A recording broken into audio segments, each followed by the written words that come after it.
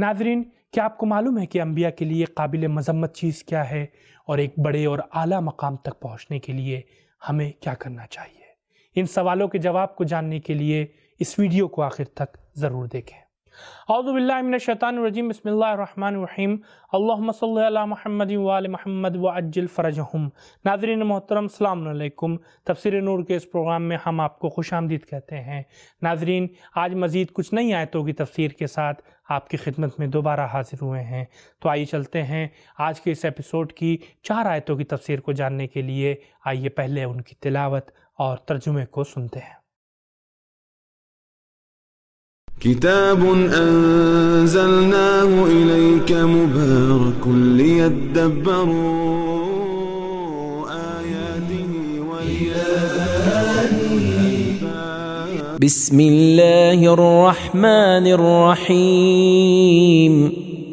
वस्तनअतुका लिनफ्सी اذهب أنت وأخوك بآياتي ولا تنيا في ذكري اذهبا إلى فرعون إنه طغى فقولا له قولا لينا لعله يتذكر أو يخشى۔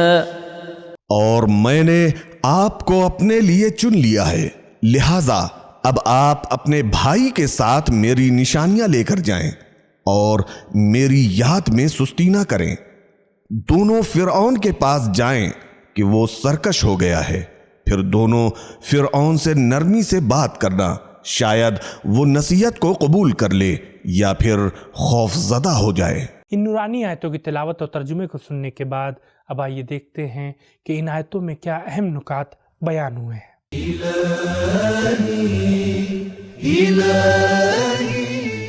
خشیت کا معنی اس ڈر اور خوف کے ہیں جو کسی کی بزرگی اور عظمت کے احساس کی بنیاد پر دل میں پیدا ہو۔ اللہ تعالیٰ نے حضرت موسیٰ کے بارے میں بہت سے جملوں کا ذکر کیا ہے۔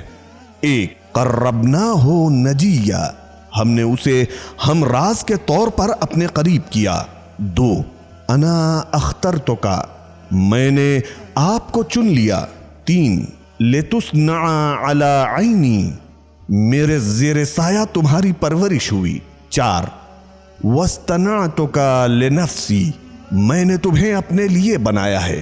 پہلے کی 2 آیتوں میں 2 معجزوں کا ذکر کیا ہے، عصا کا اژدہے میں بدل جانا اور ید بیضا۔ اس آیت میں لفظ بآیاتی اس چیز کی طرف اشارہ کرتے ہیں کہ اے موسیٰ، تمہیں ان 2 معجزے کے علاوہ دوسرے معجزے بھی عطا کروں گا۔ اسی سورت کی آیت نمبر 24 میں موسیٰ کو حکم ہوا، اذهب الى فرعون، فرعون کے پاس جاؤ، لیکن حضرت موسیٰ نے بارگاہ خداوندی میں ایک مددگار کی درخواست کی، لہٰذا جب آپ کی دعا قبول ہو گئی تو اسی آیت میں فرمایا، اذهبنا الى فرعون، تم دونوں فرعون کے پاس جاؤ۔ عدی ابن حاتم کا بیان ہے کہ صفین کے میدان میں امیر المومنین علی ابن ابی طالب علیہ السلام نے بلند آواز کے ساتھ فرمایا، باخدا ہم معاویہ اور اس کے ساتھیوں کے ساتھ ضرور جنگ کریں گے۔ بعد میں آپ نے آہستہ سے فرمایا، انشاءاللہ۔ عدی کہتا ہے کہ یہ ماجرا دیکھ کر مجھے تعجب ہوا اور میں نے بارگاہ امامت میں عرض کیا کہ آپ نے معاویہ سے جنگ کرنے کی بات بلند آواز کے ساتھ کی اور انشاءاللہ آہستہ سے کہا، اس کی کیا وجہ ہے؟ آپ علیہ السلام نے فرمایا، جنگ دھوکہ ہے، میں جھوٹ بولنے والا نہیں ہوں۔ اس کام سے میری غرض اپنے دوستوں کو جنگ کے لیے آمادہ کرنا تھا تاکہ وہ متفرق نہ ہو جائیں۔ پھر آپ نے اس آیت کی تلاوت فرمائی کہ اللہ تعالیٰ نے جناب موسیٰ سے فرمایا تھا، قولا لینا لعلہ یتذکر۔ خداوند تعالیٰ کے علم میں تھا کہ فرعون نصیحت حاصل کرنے والا نہیں، لیکن حضرت موسیٰ کو آمادہ کرنے کے لیے یہ فرمان جاری کیا تاکہ فرعون کے پاس جائیں۔ ان آیتوں کے اہم نکات کو جاننے کے بعد اب آئیے ان کے پیغامات پر گفتگو کرتے ہیں۔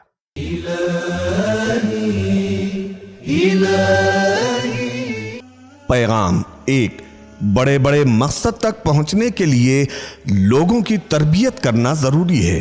دو، اللہ تعالیٰ کے پاس اپنے انبیاء کے لیے مخصوص پروگرام ہیں۔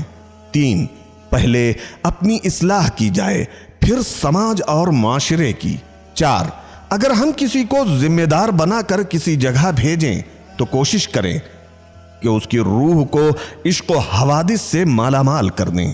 پانچ، کبھی دوسروں کو اپنے پاس بلایا جائے اور کبھی خود ان کے پاس جایا جائے۔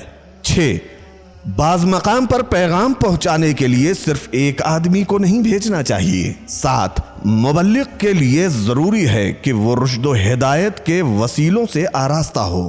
آٹھ، مبلغ کو بہادر اور فولادی عزم کا حامل ہونا چاہیے تاکہ محلوں کی طاقت اور باغیوں کا ڈر اسے اپنی ذمہ داریوں کو انجام دینے اور خدا کی یاد سے غافل نہ کر دے۔ نو، انسان کی کامیابی کا راز خدا کی طرف ہمیشہ اور مکمل طور پر توجہ کرنا ہے۔ 10، تبلیغ و ارشاد، امر بالمعروف اور نہی عن المنکر خدا کا ذکر بھی ہے اور اس کی یاد بھی ہے۔ 11، انبیاء علیہم السلام کی خدمتوں اور ان کے مقاصد میں سے ایک اہم مقصد سرکش و باغی افراد سے مقابلہ کرنا اور توحید کے راستے میں جو رکاوٹیں ہیں انہیں دور کرنا ہے۔ 12، امر بالمعروف اور نہی عن المنکر کا پہلا قدم نرمی کے ساتھ گفتگو کرنا ہے۔ 13، تربیت و ارشاد کا آغاز دوستانہ گفتگو کے ساتھ ہونا چاہیے، یہاں تک کہ باغی اور سرکش افراد کے ساتھ بھی پہلے آہستہ اور نرمی سے بات ہونی چاہیے۔ 14، دوسروں کی ہدایت سے ہرگز مایوس نہیں ہونا چاہیے۔ 15، پیغمبر کی ذمہ داری ہدایت اور یاد دہانی ہے۔ 16، نرمی امیدوں کا سرچشمہ ہے اور سختی سے کوئی مسئلہ حل ہونے والا نہیں ہے۔ ناظرین، الحمدللہ اب تک ہم نے سورہ طٰہٰ کی 44 آیتوں کی تفسیر کو جان لیا ہے، اور آج کے اس ایپیسوڈ کی آخری 2 آیتوں کی تفسیر کو جاننے کے لیے آئیے پہلے ان کی تلاوت اور ترجمے کو سنتے ہیں۔ قالا ربنا إننا نخاف أن يفرط علينا أو أن يطغى قال لا تخافا إنني معكما أسمع وأرى۔ موسیٰ و ہارون دونوں نے عرض کیا، اے ہمارے پروردگار، ہمیں خوف ہے کہ وہ ہمارے ساتھ زیادتی سے پیش آئے گا یا پھر وہ اور زیادہ سرکش ہو جائے گا۔ اللہ نے کہا، آپ دونوں خوف زدہ مت ہوں، میں آپ دونوں کے ساتھ ہوں اور تم دونوں کی بات سن رہا ہوں اور دیکھ رہا ہوں۔ ناظرین، ابھی آپ نے ان 2 آیتوں کی تلاوت اور ترجمے کو سماعت فرمایا۔ اب آئیے دیکھتے ہیں کہ ان 2 آیتوں میں ہمارے لیے کیا اہم نکات بیان ہوئے ہیں۔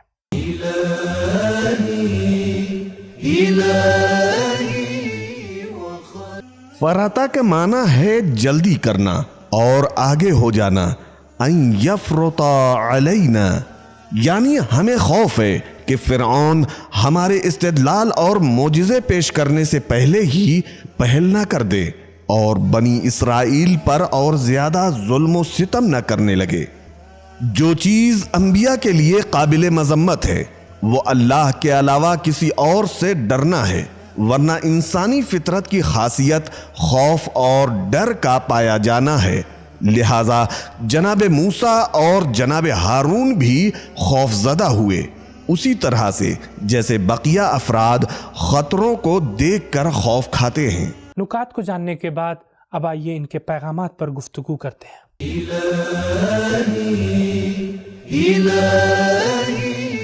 ایک، مشکلوں میں گرفتار ہونا یا مستقبل میں ناکامی کا خوف خلوص اور مقام نبوت کے منافی و خلاف نہیں ہے۔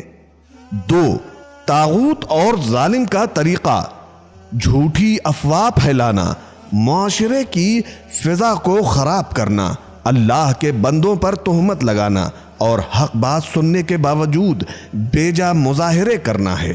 3 بارگاہ خداوندی میں حاضر ہونے کا ایمان اور اللہ کی مدد پر یقین مومنین کی روحانی طاقت اور بہادری کے اسباب ہیں۔ 4 اگر آپ کسی کو کوئی کام سونپیں تو اس کی ہر ضرورت پوری کریں اور اس کی حوصلہ افزائی کریں۔ 5 اگرچہ اللہ کی رحمت و نظر دنیا کے سارے انسانوں پر ہے، لیکن اس کا لطف و کرم انبیاء کرام پر زیادہ ہے۔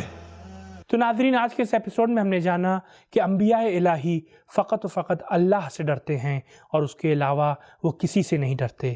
تو ناظرین، یہ تھا ہمارا آج کا پروگرام۔ امید کرتے ہیں آپ کے لیے کافی فائدہ مند ثابت ہوا ہو۔ انشاءاللہ کل پھر ملاقات ہوگی۔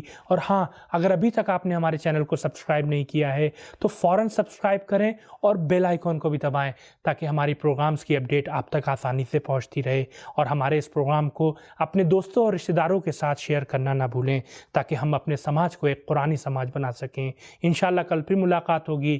تب تک کے لیے خدا حافظ، فی امان اللہ۔ سبیل قرآن، قرآنی سماج کی پہچان۔